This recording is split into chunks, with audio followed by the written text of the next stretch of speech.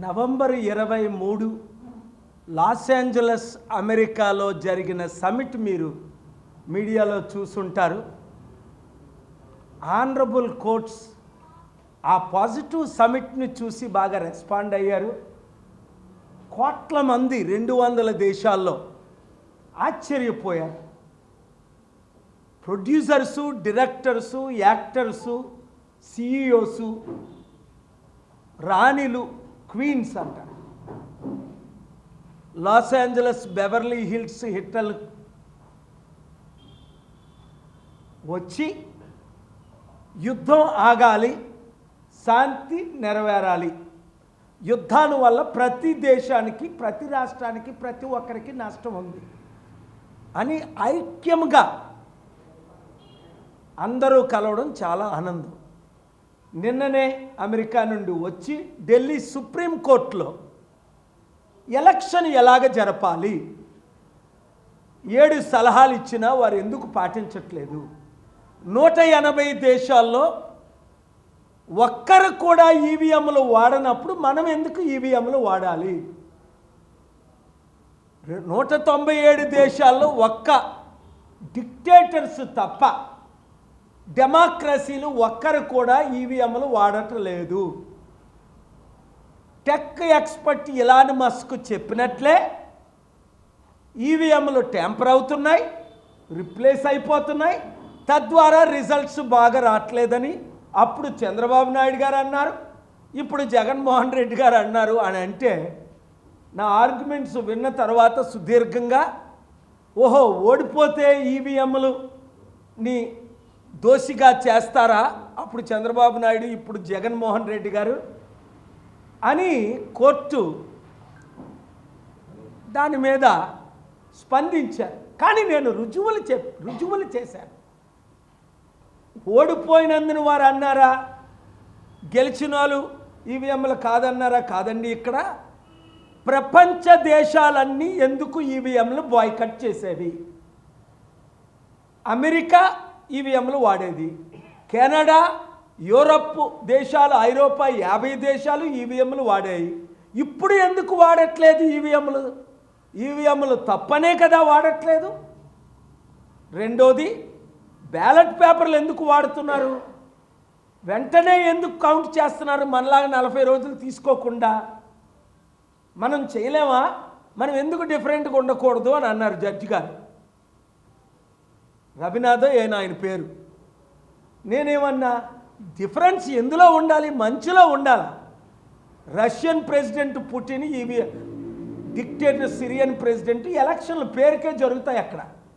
మనము కూడా రష్యా లాగా, సిరియా లాగా, సుడాన్ లాగా, లిబియా లాగా, ఇరాన్ లాగా తయారైపోయామని ప్రపంచం అనుకుంటుంది. అందరూ బ్యాలెట్ పేపర్లు వాడితే మనం ఎందుకు ఈవీఎంలు వాడుతున్నాం? అది బీజేపీ నాయకులకు కూడా చెడ్డ పేరని నిన్న బీజేపీ నాయకులకు కూడా కలిశాను. అందరం కలిసి బ్యాలెట్ పేపర్తోనే ఎలక్షన్ పెడదాం. రేపు తెలంగాణ హైకోర్టులో 10 మంది ఎమ్మెల్యేలు బీఆర్ఎస్ పార్టీలో గెలిచి కాంగ్రెస్లో చేరిన వాళ్ళని అనర్హత వేటు వేయాలి. 1998లో 28వ చీఫ్ జస్టిస్ మాయావతి 12 ఎమ్మెల్యేలు బయటకు వచ్చినప్పుడు అనర్హత వేటు వేసి ఏ విధంగా పనిష్మెంట్ ఇచ్చారో అలాగా మన తెలుగు రాష్ట్రాల్లో, మన దేశంలో ఇప్పుడు ఎందుకు చేయట్లేదు? 10th షెడ్యూల్ ప్రకారం వాళ్ళు అనర్హులే కదా. ఒక పార్టీ నుంచి పోటీ చేసి ఇంకో పార్టీలో చేరడం అన్నది చట్టవిరుద్ధమే కదా. అలాగే 9,000 కోట్లు దోపిడీ 9,000 కోట్లు ఎలక్షన్ కమిషన్ సీజ్ చేసింది అన్నారు. Okay, gold cash. మరి సీజ్ చెయ్యిందంతా 9 లక్షల కోట్లు కదా. 1% సీజ్ చేస్తే అంటే 100 బిలియన్ కదా. ఎక్కడి నుంచి వస్తుంది ఈ డబ్బు? వాళ్ళు ఎందుకు 5-10 సంవత్సరాలు డిస్క్వాలిఫై చేయకూడదు? ఇలాగ 12 ప్రార్థనలు పెట్టి వాదనలు వినిపిస్తే డాక్టర్ పాల్ చాలా బాగుంది, మీరు చాలా బ్రిలియంటు, మంచి ఐడియాలు ఎలా వస్తాయి మీకు అని అన్నారు. కానీ మేమేమీ చేయలేమని చేతులు ఎత్తేసారు కోర్టులే. అదే వాదనలు ఈరోజు మన ఆంధ్రప్రదేశ్ హైకోర్టులో ప్రత్యేక హోదా వల్ల రాష్ట్రానికి లాభం ఏంటి? 6 కోట్లు బెనిఫిట్లు ఎలా పొందుతారు? ఇప్పుడే కోర్టు 17లో వాదనలు వినిపించి వచ్చారు. జస్టిస్ నరేంద్ర గారు కోర్టు 17లో second most senior justice graciously heard the matter in detail until 4 p.m. and given the opportunity for Andhra Pradesh Chandrababu Naidu గారికి ప్రత్యేక హోదా కావాలా వద్దా అడిగాను. వారి అడ్వకేట్ అక్కడ ఉంటుండగే, చంద్రబాబు నాయుడు గారు మీకు ప్రత్యేక హోదా రాష్ట్రానికి కావాలా వద్దా, మీరు ఎందుకు కౌంటర్ ఫైల్ చేయట్లేదు? చంద్రబాబు నాయుడు గారు తెలివైన ఆయన కదా, ఖజానా అంతా ఖాళీ అయిపోయిందని, స్వర్గం అయిపోయింది కోర్టు. తెలుగులో జడ్జి గారు మాట్లాడారు, నేను మాట్లాడానని. మరి ఖజానాలో డబ్బులు లేవన్నప్పుడు ప్రత్యేక హోదా ద్వారా కదా డబ్బులు వస్తాయి, ప్రత్యేక హోదా ద్వారా కదా కంపెనీలు వస్తాయి, ప్రత్యేక హోదా ద్వారా కదా లక్షల మంది కోట్ల మందికి ఉద్యోగాలు వస్తాయి. ప్రత్యేక హోదా అంటే అర్థం ఏంటి?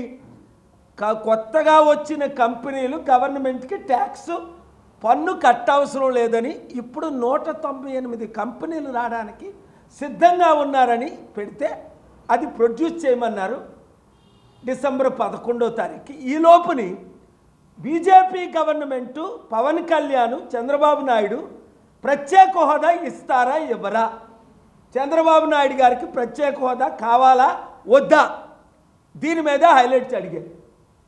అప్పుడు వరకు ప్రత్యేక హోదా కావాలని జగన్మోహన్ రెడ్డి ఫైట్ చేశాడు. ఎంపీలు గెలిచిన తర్వాత నోరు మూసుకొని ఆయన ఉన్నాడు.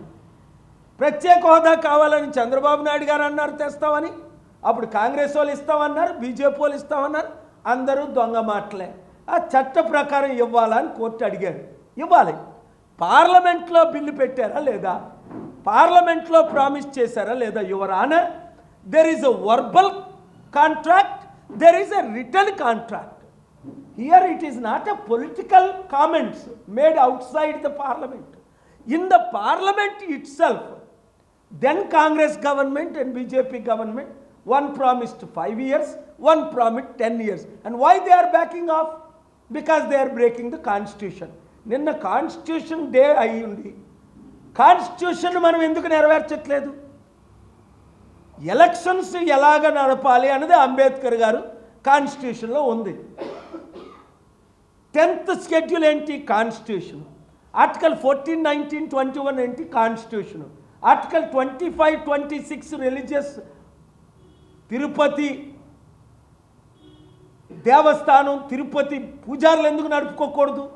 చర్చిలు పాస్టర్లు నడిపినట్టు, ములానాలు మార్స్కలు నడిపినట్లు, ఇవన్నీ కాన్స్టిట్యూషన్లో ఉన్నాయి. మనం పాటిస్తున్నామా అంటే క్వశ్చన్ మార్క్. నేనేమంటాను? పాటించట్లేదు. నా దగ్గర రుజువులు ఉన్నాయి. అయితే ఆనరబుల్ హైకోర్ట్ ఆఫ్ ఆంధ్రప్రదేశ్ ఈరోజు నెంబర్ 1 నా ఎలక్షన్ పిటిషన్లో 11 గంటలకి టైం ఇచ్చారు. ఆర్గ్యుమెంట్స్ విన్నాను. మరలా జనవరి 8కి డేట్ వేశారు. ఎందుకంటే నేను మళ్ళీ డిసెంబర్ 23 నుంచి జనవరి 3 వరకు విదేశాల్లో ఉంటాను కనుక అప్పుడు వరకు ఇక్కడే ఉంటున్నాను. ఎక్కడ ఇప్పుడు అమెరికా వెళ్ళాను, 1 వీక్లో వచ్చేసాను. రాత్రి పగలు తెలుగు రాష్ట్రాలు దేశంలోనే ఉంటున్నాను. రైతుల కొరకు ఫైట్ చేసాం, గెలిచాం. ఈరోజు మరలా స్టీల్ ప్లాంట్ సీక్రెట్గా అమ్మేద్దామని ఎంత కుట్ర చేశారు నన్ను. నేను పార్టీ ఇన్ పర్సన్కి చెప్పకుండా నేను కోర్టు 2లో ఉన్నాను. కోర్టు 1లో సీజే ముందు ఆర్గ్యుమెంట్స్ జరిగాయి. అక్కడ లాయర్స్ వచ్చి సార్ మీ మ్యాటర్ వచ్చిందంటే, అరే నాకు ఇన్ఫర్మేషనే లేదే. ఎంత దొంగలు ఈ గజ దొంగలు. నేను వెంటనే వెళ్ళి ఆర్గ్యుమెంట్స్ని ఆపి అడిగాను, honourable CJ please spare me few minutes. Yes wait అన్న టైం ఇచ్చాను. How can the government of India or steel plant sell our property? Operation success, patient dead, your honour. All arguments వింటున్నారు. ఎవరు? గవర్నమెంటు అమ్ముతానన్నది, steel plant అమ్ముతానన్నది. అమ్మడానికి వాడేవాడు, కొనడానికి వీడెవడు? రాష్ట్ర గవర్నమెంట్ చంద్రబాబు నాయుడు గారు ఎందుకు ఆపట్లేదు స్టీల్ ప్లాంట్ని అమ్మకుండా? ఏమి డీల్ అయింది వీళ్ళతోని, కొనుక్కున్న వాళ్ళతోని, అమ్మిన వాళ్ళతోని? ఎన్ని వందలు, ఇది 8 లక్షల కోట్ల ఆస్తి కదా. మరలా దేవుని కృపలో ఈరోజు మరలా వాదనలు వినిపించి రైతుల తరపుని, ఎంప్లాయీస్ తరపుని, తెలుగు ప్రజల తరపుని ప్రత్యేక హోదా ఏ విధంగా మనకు డైరెక్షన్ వచ్చిందో ఇమ్మని, కౌంటర్ ఫైల్ చేయమని, అలాగే స్టీల్ ప్లాంట్ అమ్మకాన్ని కూడా ఈరోజు మరొకసారి మార్చి 12, ఏప్రిల్ 6, సెప్టెంబర్, జూలై, సెప్టెంబర్ 25, మరలా ఈరోజు నవంబర్ 27. సో మీడియా మిత్రులారా, 1 గంటకు వస్తానన్నా 4:30కు వచ్చినా మీరు వెయిట్ చేసినందుకు నా హృదయపూర్వక వందనాలు. ఎందుకంటే కొంతమంది వెళ్ళిపోయినా మీరు ఈ వీడియోని షేర్ చేయండి. రండి, రాష్ట్రాన్ని కాపాడుకుందాం, దేశాన్ని కాపాడుకుందాం, అభివృద్ధి చేసుకుందాం, ఆత్మహత్యలు చేసుకోకండి. మంచి రోజులు వచ్చాయి. నేను మీతో ఉన్నాను, మీరు నాతో ఉన్నారు. Thank you very much.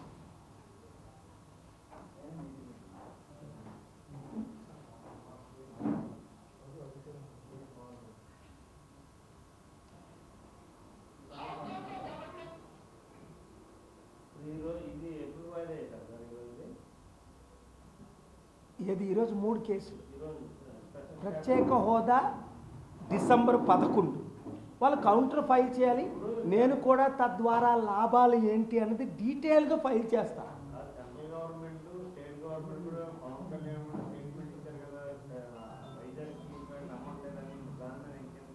మరి అమ్మకపోతే ఇవాళ కోర్టులో ఏం జరుగుతుంది? అమ్మకమే జరుగుతుంది. ప్రత్యేక హోదా ఏ విధంగా గవర్నమెంట్ ఫైల్ ఎందుకు చేయట్లేదు? చంద్రబాబు నాయుడు గవర్నమెంట్ మాకు ప్రత్యేక హోదా కావాలా వద్దా ఫైల్ చేయమని అడిగాను. ఆయన తెలివైన ఆయన కదా, మీరు ఫైల్ చేయండి. నేను కదా ఫైట్ చేస్తున్నాను, మీరు కాదు కదా. నాకు మద్దతు ఇవ్వండి, తప్పే ఉంది.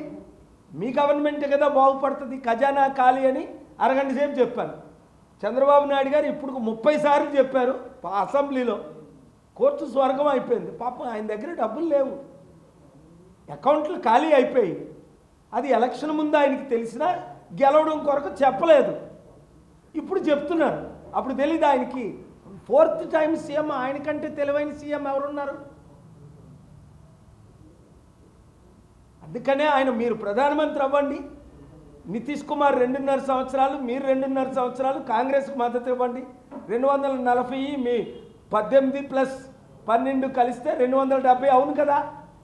మరి ఎందుకో ఆయన ముఖ్యమంత్రిగా ఉండి చెడ్డ పేరు తెచ్చుకొని ఇప్పుడు అందరూ చీ అంటున్నారే చంద్రబాబు నాయుడిని, ఇచ్చిన వాగ్దానాలు నెరవేర్చట్లేదని. చీ అనిపించుకునే కంటే ప్రధానమంత్రి అయితే బోల్ డబ్బులు తెచ్చుకుందాం కదా. ఎందుకు భయపడుతున్నారు ఆయన? దేవుడు ఉంటుండగా, పైన భూమి మీద నేనుంటుండగా, ప్రజలు మద్దతు ఇస్తుండగా ఆయన భయమే ఆయన్ని వెంటాడుతుందా అని అనిపిస్తుంది. భయపడకండి, బైబిల్లో మాట ఉంది, భయపడకండి, ధైర్యంగా ఫైట్ చేయండి. డిసెంబర్ 11ని ప్రత్యేక హోదా వాయిదా పడింది కౌంటర్ వేయడానికి. నేను కూడా డీటెయిల్స్, ప్రత్యేక హోదా ద్వారా లాభాలేంటి, ఎవరెవరిని తీసుకొస్తాం, తద్వారా నిరుద్యోగులకు ఉద్యోగాలు, కంపెనీ ఓనర్స్కి, అలాగే రైతులకు, మహిళలకు, పిల్లలకు ఎడ్యుకేషను, హెల్త్ కేరు బెనిఫిట్స్ అన్ని చార్ట్లో ఎక్స్ప్లెయిన్ చేసి మళ్ళీ నేను ఫైల్ చేస్తాను ఇంకో ఎడిషనల్ డాక్యుమెంట్స్.